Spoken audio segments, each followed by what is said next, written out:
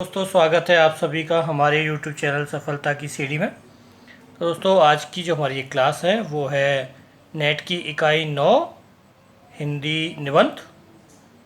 ठीक है दोस्तों, तो आज का जो निबंध है वो भारतेंदु जी का दूसरा निबंध है दोस्तों, और वो है भारत वर्षोन्नति कैसे हो सकती है, यानी कि भारत की जो उन्नति है दोस्तों कैसे हो सकती है। ये निबंध है भारतेंदु जी का, इस पर आज हम चर्चा करेंगे। ठीक है, भारतेंदु जी के बारे में आपको पहले बता चुके हैं कि हमारे नाटक में आपको भारतेंदु जी के पूरे साहित्यिक जीवन परिचय के बारे में आपको सब मिल जाएगा, और यहाँ हम चर्चा करेंगे सीधा उनके निबंध पर। तो सबसे पहले दोस्तों निबंध लिखने का उद्देश्य कहाँ से मिला और क्या उद्देश्य था, उन्होंने निबंध क्यों लिखा, क्या कारण था उन्होंने निबंध लिखा, तो वो था दोस्तों भारत वर्षोन्नति कैसे हो सकती है। भारतेंदु जी ने यह निबंध दिसंबर 1884 में बलिया के ददरी मेले के अवसर पर देशोपकारिणी सभा में भाषण देने के लिए लिखा था। समझिए दोस्तों, अर्थात मतलब ये हुआ दोस्तों कि उन्होंने एक सभा आयोजन हुई थी, बहुत बड़ा मेला था बलिया में, वहाँ पर उस मेले में उनको भाषण देना था, और उस भाषण में उनको यही दिखाना था कि हमारे देश की उन्नति कैसे हो सकती है। उसके लिए दोस्तों ये निबंध लिखा गया था, उसके लिए भाषण लिखा गया था, जिसको कि भारतेंदु जी ने अपना निबंध रूपांतरण किया। ठीक है, दूसरा दोस्तों इस निबंध की विषय वस्तु, मतलब क्या विषय वस्तु ली थी इस निबंध की, वो मैं आपको बताता हूँ। तो निबंध की विषय वस्तु है भारत में व्याप्त विभिन्न कुरीतियों और अंधविश्वासों को त्याग कर अच्छी से अच्छी शिक्षा प्राप्त करने, उद्योग धंधों को विकसित करने, सहयोग तथा एकता पर बल देने तथा सभी क्षेत्रों में आत्मनिर्भर होने की प्रेरणा दी। दोस्तों ये उनकी विषय वस्तु थी इस निबंध की। साथ ही इसे समझाने के लिए उन्होंने बहुत से सुंदर साहित्यिक, ऐतिहासिक व अंग्रेजी उदाहरण भी दिए हैं, और साथ ही साथ भारतेंदु जी ने उन्नति में बाधक आलस्य जैसे तत्वों का भी समझाया गया है। ठीक है दोस्तों, तो दोस्तों ये इस निबंध की विषय वस्तु है। विषय वस्तु क्या है कि भारत की उन्नति में क्या चीज़ बाधक है उसको समझाना, कैसे होगी, किन किन चीज़ों की ज़रूरत है जिससे कि भारत की उन्नति सकती है उनको समझाना, क्या इन सब चीज़ों को दोस्तों उदाहरण के रूप में और बहुत सारे मतलब जो बोलते हैं कहानी कथाकारों और तथ्यों को दर्शाते हुए दोस्तों इस निबंध की विषय वस्तु को बड़ा ही मार्मिक रूप से प्रदर्शित किया है भारतेंदु जी ने। ठीक है, अब चलते दोस्तों इस निबंध के महत्वपूर्ण बिंदु व तथ्य। तो दोस्तों इस निबंध के महत्वपूर्ण बिंदु और तथ्य इस प्रकार हैं। यह एक सांस्कृतिक निबंध है। इस निबंध को बलिया व्याख्या या बलिया भाषण के नाम से भी जाना जाता है। जैसा कि मैंने आपको ऊपर बताया अभी, भारतेंदु जी ने भारत की उन्नति का प्रमुख बाधक अर्थात समस्या का मूल आलस्य माना है। निबंध में लेखक ने समय के अपव्यय, आलसीपन आदि कमियों को दूर करने की बात कही गई है, और साथ ही साथ दोस्तों सबसे बड़ी बात है दोस्तों स्त्री शिक्षा पर भारतेंदु जी ने विशेष बल दिया है। दोस्तों ये नाटक के महत्वपूर्ण तथ्य हैं, और महत्वपूर्ण तथ्य मैं आपको बताऊंगा। एक तरफ ब्रिटिश शासन की मनमानी पर व्यंग दिया है दोस्तों भारतेंदु जी ने, तो दूसरी तरफ अंग्रेजों के परिश्रमी स्वभाव के प्रति आदर भी व्यक्त किया है, आदर भी दिखाया गया है दोस्तों इस निबंध में। और साथ ही साथ भारतेंदु जी ने इस निबंध के माध्यम से एकता का संदेश तथा बैर का त्याग करने की बहुत ही सुंदर शिक्षा दी है दोस्तों, और इसके साथ ही साथ अंग्रेजों के समय का सही उपयोग व बहुत ही सुंदर उदाहरण के रूप में प्रस्तुत किया है।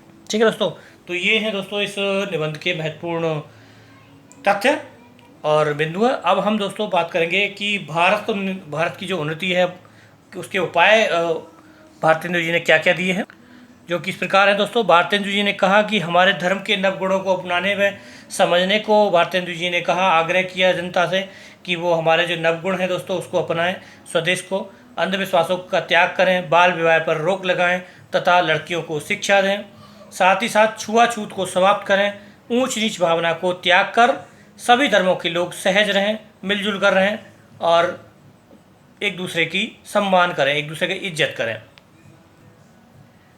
साथ ही उन्होंने एक और बात बताई दोस्तों, वो बच्चों को अच्छी शिक्षा दें, उन्हें कार्यकुशल बनाएं तथा युवकों को नई नई तकनीक सिखाकर स्वरोजगार बनाएं, परदेसी वस्तुओं व भाषा का त्याग करें। दोस्तों ये 1884 की बातें हैं दोस्तों, लगभग 150 साल ही गुजरने वाले हैं लगभग इस बात को। दोस्तों जो स्थिति उस समय थी दोस्तों देश की, वही स्थिति आज है, सिर्फ फ़र्क इतना है तब हमारा देश स्वतंत्र नहीं था, परतंत्र था। आज स्वतंत्र होने के बाद में भी कंडीशन वहीं की वहीं है। हम आज भी विदेशी भाषा के पीछे भाग रहे हैं, विदेशी सामान के पीछे भाग रहे हैं। उसी वजह से हमारा देश की जो स्थिति खराब हुई विदेशी के चक्कर में, पहले देश का भविष्य फिर उसी प्रक्रिया को दोबारा से अपना रहा है दोस्तों। हमने वो प्रक्रिया नहीं छोड़ी है। वस्तुएं और भाषा हम विदेशी बराबर अपने से ज़्यादा यूज़ कर रहे हैं, इतना यूज़ कर रहे हैं कि उन वस्तुओं को स्वयं बनाना ही भूल गए हैं, विदेशों पर आश्रित हो गए हैं। स्वदेशी वस्तु व भाषा को व्यवहार में लाएं, ये भारतेंदु जी ने कहा, जो कि बिल्कुल सही कथन है और आज भी उतना ही उपयोगी है जितना आज से 150 साल पहले था।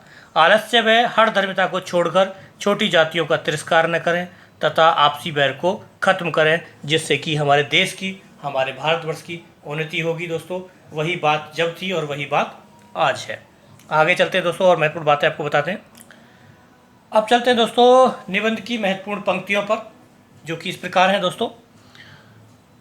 नदेहम माधवम सुबलम दुर्बलम प्लवम सुकल्पम गुरुकृष्णधारम मया अनुशुकूलेन तपैश्वरेति पुनामन पुमान भवाब्दि तरेत आत्म है।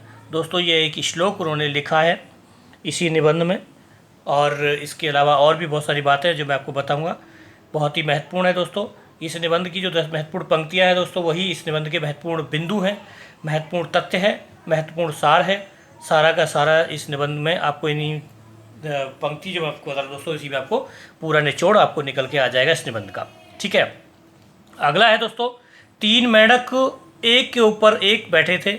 ऊपर वाले ने कहा जोक शौक, यानी कि मज़ा आ रहा है। बीच वाला बोला गम सम, मुझे गम सम मतलब थोड़ा सा गम है, सम है, परेशान हूँ थोड़ा सा। और सबसे नीचे वाला बोला गए हम, क्योंकि वो दबा हुआ है तो जाने वाला। सो हिंदुस्तान की प्रजा की जो दशा है दोस्तों, वो यही है, गए हम।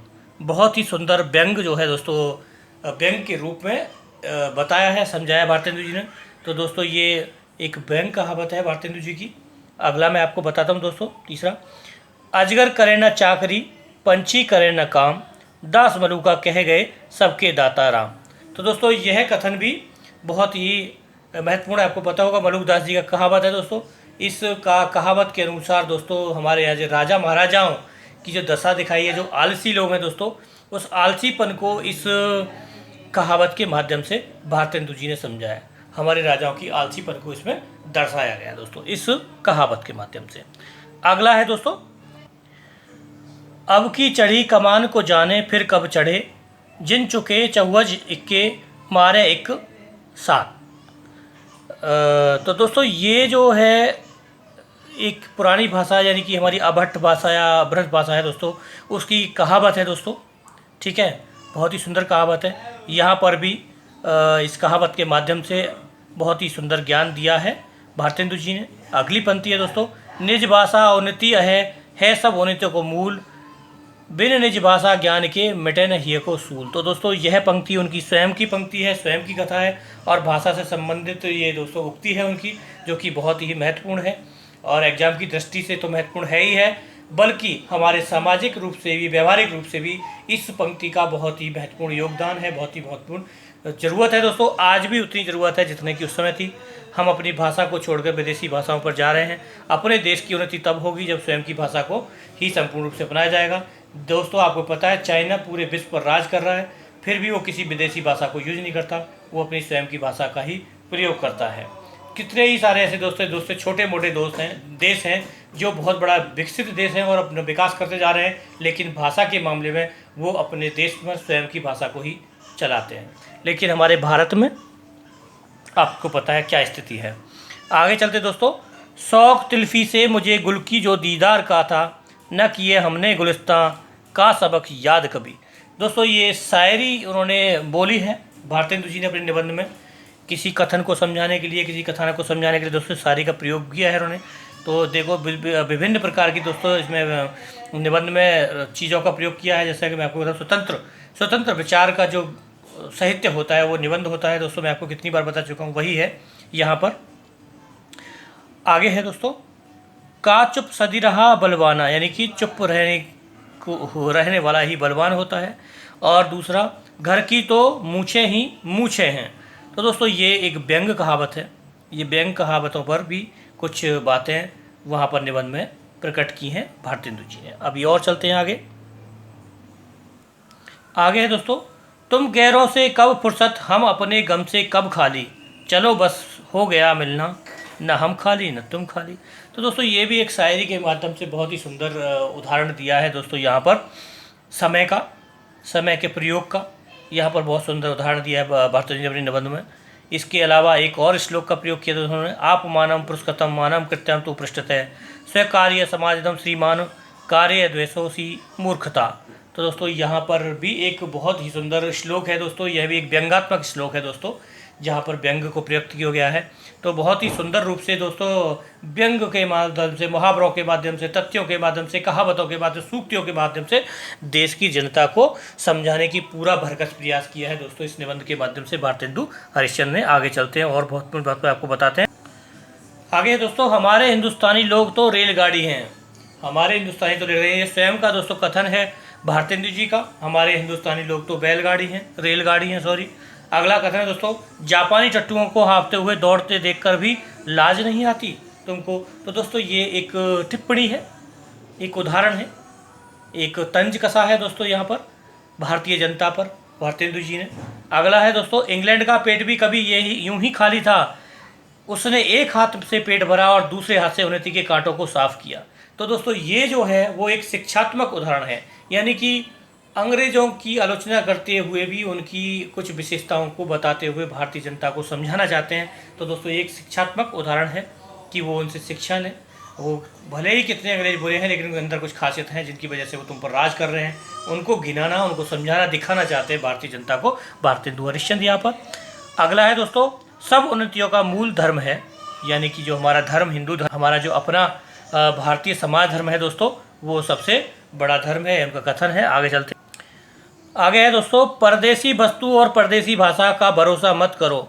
बहुत ही महत्वपूर्ण और इम्पोर्टेंट कथन है दोस्तों। जैसे हमारे बड़े बूढ़े, हमारे जो दादा परदादा, दादी परदादी, नानी नाना हमें जो उपदेश दे के जाते हैं, हमें समझा के जाते हैं, हमारे जो पूर्वज हमें बता के जाते हैं किसके साथ कैसा व्यवहार करना चाहिए, किसके साथ कैसा उठना बैठना चाहिए, जो शिक्षा दीक्षा होती है दोस्तों, घरेलू शिक्षा, उसका प्रयोग यहाँ पर भारतेंदु जी ने किया है कि परदेसी वस्तु और परदेसी भाषा पर कभी भरोसा मत करना।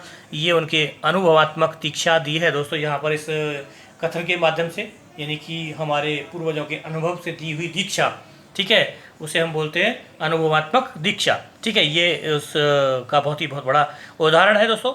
अगला है दोस्तों, इनसे बस इतना कह दीजिए कि चुप शादी रहा बलवाना। तो ये भी बहुत महत्वपूर्ण स्वयं की युक्ति है दोस्तों। और अगला है दोस्तों, लड़का लड़की को समान शिक्षा दीजिए, और ये क्या है, उन्नति की सीढ़ी, ठीक है। तो सफलता की सीढ़ी आपको समझा रही है भारतेंदु जी दी गई द्वारा, उन्नति की सीढ़ी। तो उन्नति की सीढ़ी जो भारतेंदु जी की है वही हमारी सफलता की सीढ़ी है दोस्तों। जैसे वो भारतवर्ष की उन्नति चाहते हैं, और ऐसे ही हमारी सफलता की सीढ़ी भी युवाओं को उनके सपनों को पूरा करके उन्नति चाहती है, ठीक है दोस्तों। आगे चलते हैं, इनकी भाषा शैली पर हम विचार करते हैं। भाषा शैली है उनकी इस निबंध की बहुत ही प्रभावपूर्ण है, भाषा बहुत ही प्रभावपूर्ण है। जैसा कि आप देख रहे हैं, मैंने अब तक आपको बहुत ही उदाहरण दिए हैं, तो प्रभावपूर्ण भाषा है, आपको समझ में आ रहा होगा। भारतेंदु जी ने भारतीयों के आम गौरव को जागृत करने के लिए व्यंग्य शैली का भी प्रयोग किया है, जैसा कि मैंने आपको एग्जाम्पलों में दिखाया। विचारात्मक शैली का बहुत ही सुंदर और मार्मिक प्रयोग इस निबंध में किया गया है। विचारों की तो झड़ी लगी हुई है दोस्तों, ये भी मैंने आपको समझाया। भाषा में कई जगहों पर सूक्तियों, मुहावरों, कहावतों, श्लोक आदियों का बड़ा ही सुंदर प्रयोग किया गया है, ये भी दोस्तों मैंने आपको भी थोड़ी देर पहले दिखाया। और साथ ही साथ भाषा शैली में शिक्षा, ज्ञान, अनुभव व विचारों का प्रयोग किया गया है, ठीक है दोस्तों। तो इस निबंध की जो भाषा शैली है वो इस प्रकार है। अब कुछ और छोटी सी बातें हम बताते हैं आपको। अब है दोस्तों विशेष बातें इस निबंध से संबंधित। जैसे अगर हम इस निबंध के सार बिंदु कहें कि यानी इस निबंध बिंदु के सार बिंदु क्या हैं, कौन कौन से मुख्य बिंदु हैं जहाँ पर यह निबंध गढ़ा गया है, जोड़ा गया है, समेटा गया है या जोड़ा गया है, ठीक है, जिस पर तैयार किया गया है। तो वो क्या है, अमीरों की सोच पर व्यंग। उदाहरण दोस्तों मैं पहले आपको दे चुका हूँ, सब उसके बारे में लिख चुका हूँ, ठीक है। जो अजगर करना है चाकरी वाली जो है दोस्तों, उदाहरण इसी में ही है दोस्तों। आलस्य को त्यागने की बात, उसका भी मैं उदाहरण दे चुका हूँ दोस्तों। देश की दरिद्रता, ये आपको सबको पता ही है। उन्नति के संबंध में भी मैं पूरा पहले आपको सब कुछ बता चुका हूँ। कुशल नेतृत्व की आवश्यकता है इस देश को कुशल नेतृत्व की आवश्यकता है दोस्तों, पहले भी थी, हालांकि आज भी एक अच्छा नेतृत्व तो है, लेकिन फिर भी उस दिशा में अग्रसर नहीं हो रहा जैसा इस भारतीय देश को होना चाहिए। स्टिल बेटर देन नथिंग हम कह सकते हैं, और राजनीतिक टिप्पणी नहीं कर सकता बिल्कुल दोस्तों में। अगला है दोस्तों भारत उन्नति के प्रमुख उपाय, जो कि ज्यों के त्यों आज भी बने हुए हैं। ठीक है, वो सब मैं आपको पहले बता चुका हूँ। तो दोस्तों इस निबंध का जो सार बिंदु है दोस्तों ये इस प्रकार है। तो दोस्तों ये अब हुआ हमारा भारत उन्नति कैसे होगी, इस नाटक का निबंध का पूरा तत्व सार मैंने आपको समझा दिया दोस्तों। तो दोस्तों आपको ये वीडियो कैसी लगी? अगर आप हमसे कुछ भी जानना चाहते हैं, कुछ भी एग्जाम से रिलेटेड कुछ क्वेरी या कुछ ना समझना चाहते हैं, तो हमारे नंबर पर, हमारे व्हाट्सएप ग्रुप पर जुड़ सकते हैं, हमारा नंबर है, या हमारे टेलीग्राम ग्रुप पर जुड़ सकते हैं। यूट्यूब चैनल हमारा देख ही रहे दोस्तों। आपसे अनुरोध है कि इस वीडियो को लाइक शेयर तो करें ही करें, साथ ही साथ इस वीडियो पर बनाए आप अपनी टिप्पणी, अपनी राय, अपना अनुभव भी अवश्य शेयर करें, अर्थात कमेंट अवश्य करें। धन्यवाद दोस्तों, मिलते हैं फिर अगली वीडियो पर।